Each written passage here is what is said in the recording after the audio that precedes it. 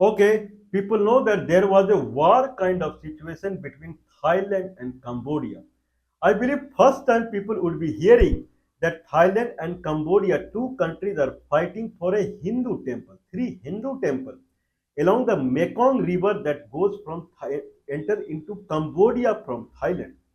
Till Thailand, Mekong River makes border.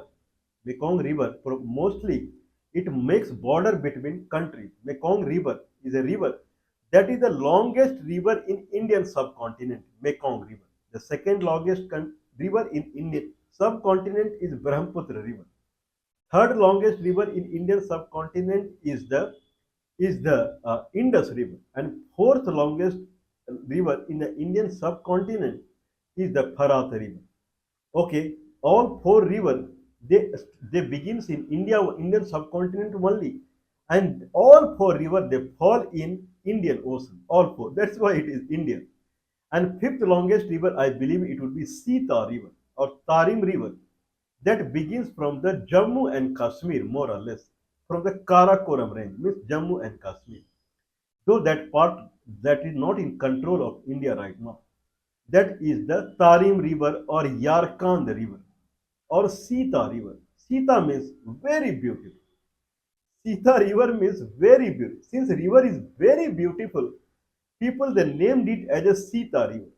So Sita River or Yarkand River or the Tarim River. Tarim River forms when the Kasi River and Aksu River they meet the Yarkand River. Ta- Kasi River, I'm sorry, there is a place, I forgot the name of the place. There is where there is one river that goes from the Aksai Chin region of the Jammu and Kashmir. That is again not in control of India. Very don't no need to imagine heaven. Just go there. There the Karakus and Yarankus. There are two rivers that they start from there, and these two rivers they meet in Hotan. Hotan means Gausthan. Gausthan is the actual name. Then it became Gotan. Now it is Hotan. Hotan they meet, and there from there they make a river called Gausthan River. Gotan River or Hotan River. Hotan River meets with the Yarakand River more or less at the same point where Kasi River comes from the Tian Shan range of mountain. That is the northern Himalaya. And from there, there is a new river comes into the picture called Tarim River. The Arsu region meets the Tarim River. And there are many other river meets, and finally it empties into Lokno. Anyway, we are talking about Thailand and Cambodia. So the Mekong River that begins from, I believe, Qinghai province, from where the Mekong River starts, and then in more or less Mekong River.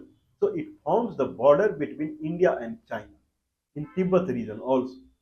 Then Mekong River enters into means one side, then finally it enters into Indian subcontinent, and it forms a boundary between Yunnan that falls in Indian subcontinent, Yunnan province and Burma, I believe. Then it forms border between Laos and Burma, I believe, so not sure. Then it forms border between Laos and Thailand, means maximum part of the river flows through Laos.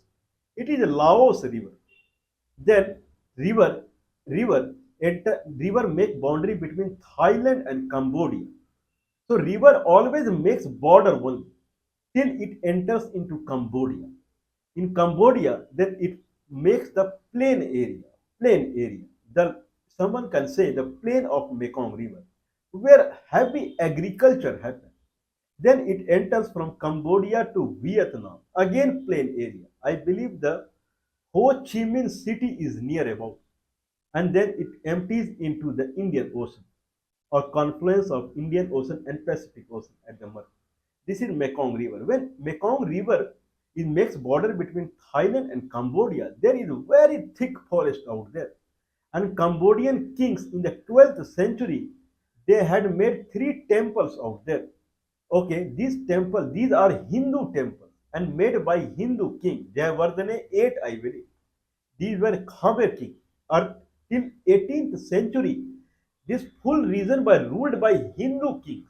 Though population was Buddhist, maximum population was Buddhist population, but still the region was ruled by Hindu kings. One Jayavardhana 8. Jayavardhana 8 he built three Hindu temples out there. And now it is more, that area falls in border of Thailand and Cambodia. Okay, Thailand, it claims, I believe, that those temples, that it belongs to Thailand. Whereas Cambodia, since this Cambodian king, they had built it, okay, constructed it, this temple belonged to Cambodia. None of them are Hindu now. Cambodia is full Buddhism. Thailand is 100% Buddhism. Cambodia is 100% Buddhism. Now, in that fashion, Cambodia, it did a landmine blast, unfortunately, in that region, which killed 7 soldiers of Thailand, saying this belongs to us. This Hindu temple belongs to us.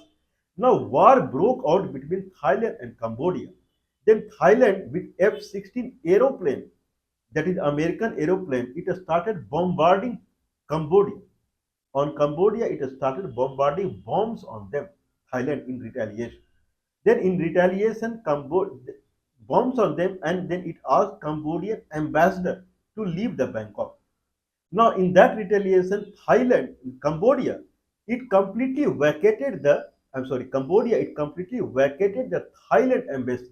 It said all its Cambodian officials to come to Cambodia. Then Thailand also vacated its Thai embassy in Phnom Penh, and everyone came up back. Now they are now in the air now. One is bombarding this and this is bombarding him.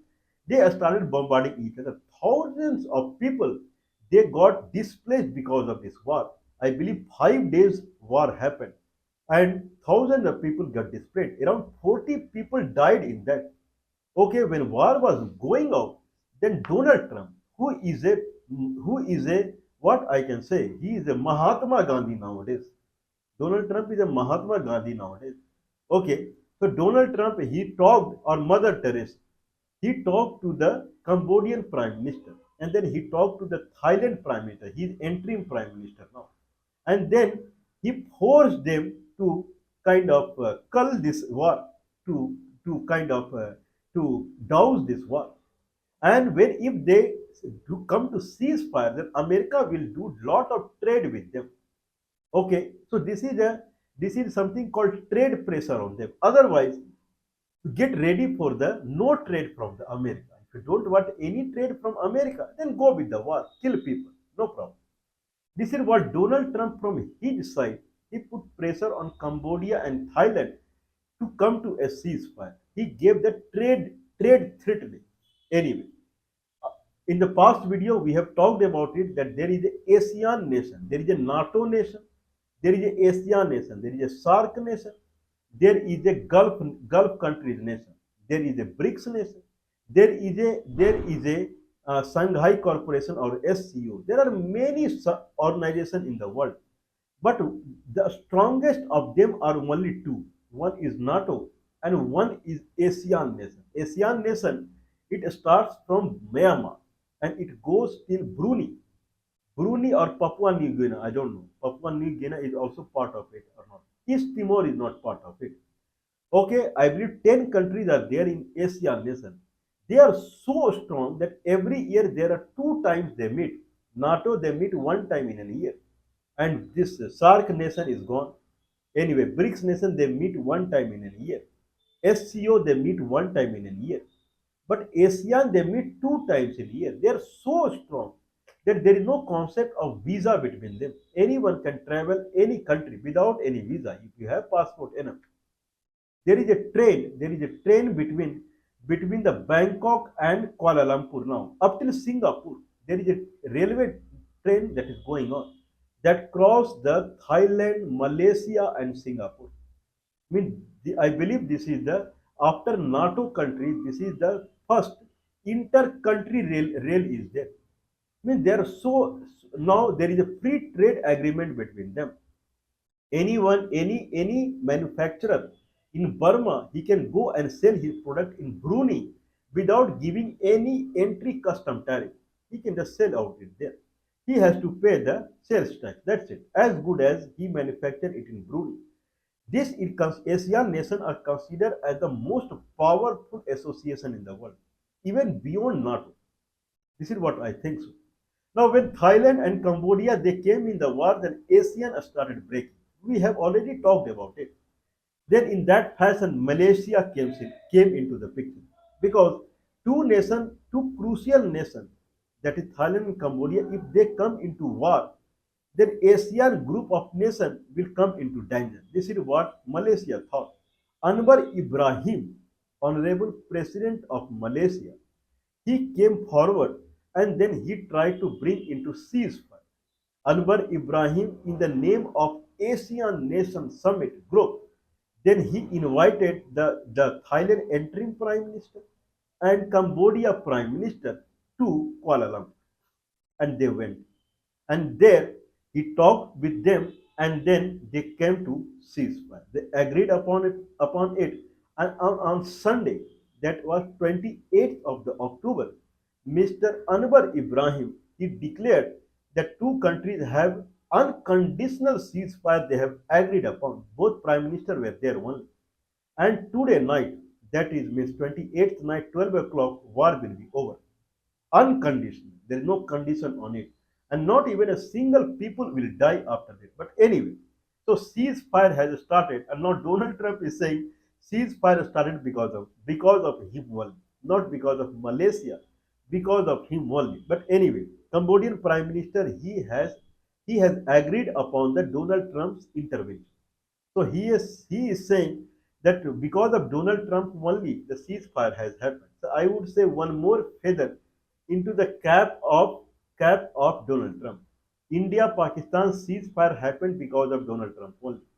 And then Cambodia Thailand ceasefire happened because of Donald Trump. This is what we can say. If Cambodian Prime Minister is acknowledging that Donald Trump intervention made sense, then we can say like that. But now, what is the next part? Next part is, as per the promise, Donald Trump has to do lot of trade with Cambodia and Thailand. Probably, right now, 36% is the tariff rate between Cambodia, Thailand, and United States. Cambodia, Thailand product, if they enter into America, they have to pay 36%. So probably now they will go to White House, they will discuss with Donald Trump, and Donald Trump will come down on the tariff. Then he will have another obligation for the Thailand on Cambodia, the way it happened for the Indonesia and Philippines. It will There will be open market for the USA, and then many other obligations. They have to buy some products, fix whatever it is. Anyway, now Cambodian Prime Minister is hopeful for the deal with the America. America should not do the way it has done with the India. There is no trade deal. So he should satisfy what they have promised with the Cambodia and Thailand. This is what I think. Anyway, I have something in written. Okay, accurately what went on between Thailand and Cambodia. But for God's sake, the ceasefire is now into the place. Okay, Donald Trump has called himself as president of peace. He should go to the Gaza Strip and see how big he is president of peace. Anyway, Thailand, Thailand acting Prime Minister Mr. Phumitham Chai and Cambodian Honorable Prime Minister Mr. Hun Manet and Phumtham Chai. These two they met in the on 28th of this July in the Kuala Lumpur, and they agreed for the unconditional ceasefire. 36 people have been killed, and 3 lakh, that is 300,000 people has been displaced because of this 5 days war. Anyway, Cambodian Prime Minister Mr. Hun Manet, he thanked Donald Trump for decisive support. Means he is acknowledging that because of Donald Trump only this has happened. And and the peace deal, means that peace deal what Donald Trump has promised, that will be a foundation for the future de-escalation. Means if Donald Trump, as per the promise, if he goes with the very very high trade with the Cambodia, the way he has promised, if it really happens, then it will help in the de-escalation. Right now, after the ceasefire, also there are news that is coming that a sporadic battle is going on. Three provinces from the Thailand that is adjoining the Cambodia, still war is going on, but it is at less stage. It is not as an India-Pakistan war that is completely down. It is not. A little bit it is going on.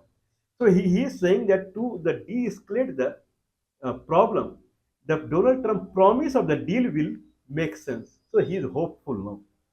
Anyway, 4th of the August, the military commander of Thailand and Cambodia, they will meet. Probably they will meet in the Kuala Lumpur only. I don't know where they will meet. Anyway, so looks like Cambodian Prime Minister is acknowledging the support from the Donald Trump, and he is believing that Donald Trump would not do the same what he had done with India and Pakistan when there is no trade deal. He promised trade deal, but there is no trade deal.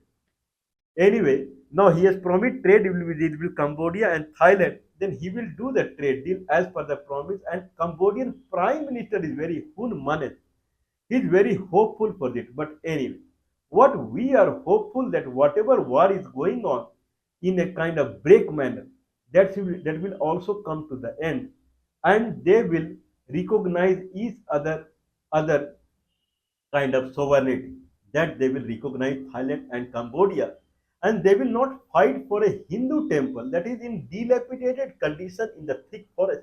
No one goes there to worship there because it's a Hindu temple. No one is Hindu out there. Why they are fighting? That is a matter of research now. But whatsoever, something is better than nothing. If war has come to very less extent, that is also very good, I believe.